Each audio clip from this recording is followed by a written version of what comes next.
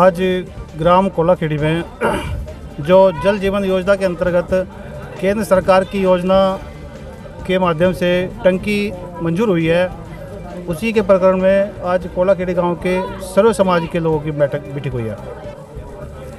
उसमें 2 महीने से ये विवाद चल रहा था। इस गांव में हमारे प्रिय विधायक जी, जिन्हें हम बहुत ही अच्छा मान रहे थे, पहली बार जो चुनाव जीत करके आए थे, उनके अंदर कुछ खूबियाँ देखी थी हम लोगों ने। दोबारा फिर रिपीट हुए वही विधायक, लेकिन इस बार उन्होंने वो हरकत करके दिखा दी समाज के लोगों के साथ में। एक जल जीवन योजना सबकी, जिसकी ज़रूरत है, जल की जीवन सभी को पड़ती है, और पूरे गांव का, बल्कि इस गांव का नहीं, सभी गांव का पानी दूषित हो रहा है। इससे लोग भिन्न भिन्न बीमारी से ग्रस्त हो रहे हैं। इसी को देखते हुए केंद्र सरकार ने ये टंकी जल जीवन योजना के अंतर्गत मंजूर की है, और हमारे विधायक जी इसमें रोकने का काम कर रहे हैं। ये विवाद, वो भी जनप्रतिनिधि हैं, वो इस चीज़ पर रोक क्यों लगा रहे हैं? देखिए, ये मैं माननीय विधायक जी से भी निवेदन करता हूँ कि ये चीज़ें उजागर वे करें कि टंकी रोकने का कारण क्या है। अभी एक योजना आई गांव में, उसे ज़मीन चाहिए थी ग्राम समाज की या सरकारी संपत्ति कोई हो। इस गांव में देखा कि वहाँ कोई इस तरह की ज़मीन नहीं है, तो हमारे प्रधान जी के ताई जी हैं, उन्होंने वो ज़मीन, अपनी ज़मीन 2 बीघा दान करी, लगभग 20 लाख रुपए कीमत की, और पूरे बेनामा उसके डॉक्यूमेंट दान पात्र राज्यपाल महोदय के नाम कराया है।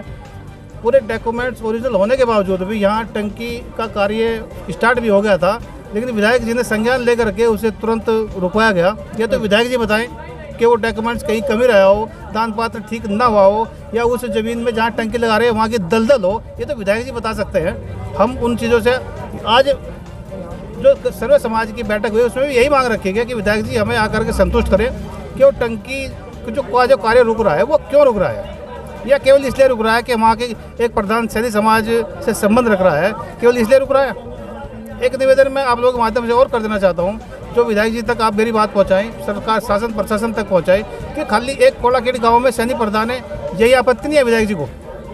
सैनी प्रधान यहाँ से अलग भी कई गाँवों में है, 12-14 गाँव में है, जहाँ विधायक जी को हर विकास कार्य में आपत्ति है, टांग अड़ाने के कार्य कर रहे हैं वे लोग। वे आकर के बताएं, अगर प्रधान से कोई दिक्कत है तो हमारे समाज के संगठन है या समाज के जिम्मेदार लोग, उन्हें बुला लें।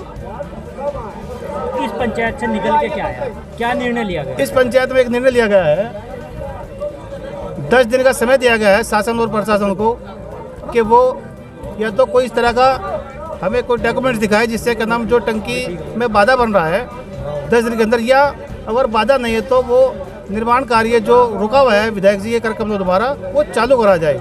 और अगर 10 दिन के बाद, 10 दिन का समय गुजरने के बाद भी वहाँ निर्माण कार्य स्टार्ट नहीं होता, तो सर्व समाज ने एक निर्णय लिया है कि वो महापंचायत करेगा, और उसमें हो सकता है विधायक जी का विरोध प्रदर्शन भी खुल के करना पड़े हमें, इसलिए हमें बाध्य होना पड़ेगा। ये सारी गलतियाँ हमारे माननीय विधायक जी की हैं, वे हमें संतुष्ट करें।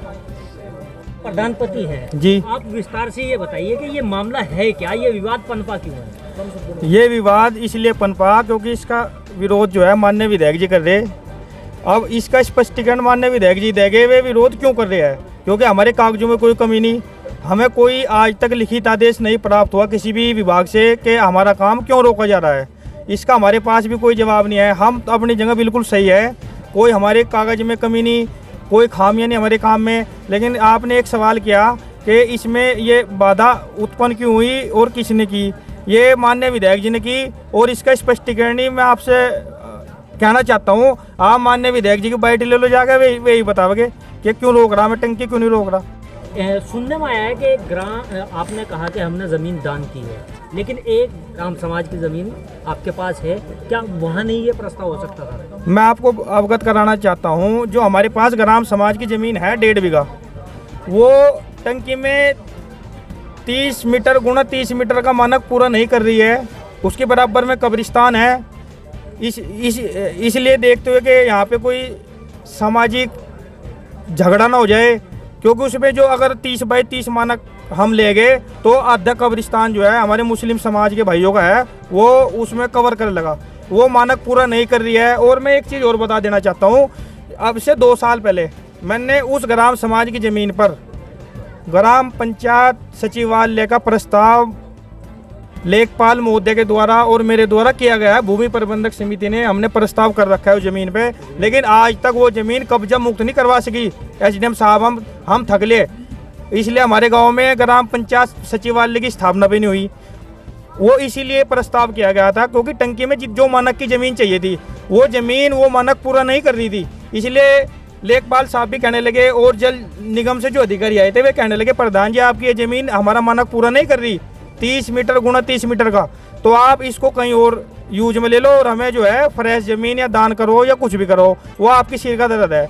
ये इसलिए हमने ये दान करने की नौबत आई थी, इसलिए जनहित को देखते हुए हमने ये दान कर दी थी। मेरे पास भी डॉक्यूमेंट भी उपलब्ध है जहाँ मैंने उस ज़मीन पर प्रस्ताव कर रखा है। उसके अलावा हमारे गांव में कोई सरकारी भूमि नहीं है। दूसरी चीज़ मैं आपको देना चाहता हूँ, लेखपाल साहब, एसडीएम साहब, तहसीलदार साहब और कानूगो साहब ने मुझे एक लेटर भी दे रखा है कि आपके गाँव में कोई श्रेणी 1 कह की कोई भी भूमि आबादी के पास नहीं है। ये मेरे पास लिखित में है, आप चाहो तो ले सकते हो। मैं ऑन रिकॉर्ड ऑन डॉक्यूमेंट बात कर रहा हूँ, कोई हवाई नहीं, हर चीज़ के मेरे पास तथ्य है।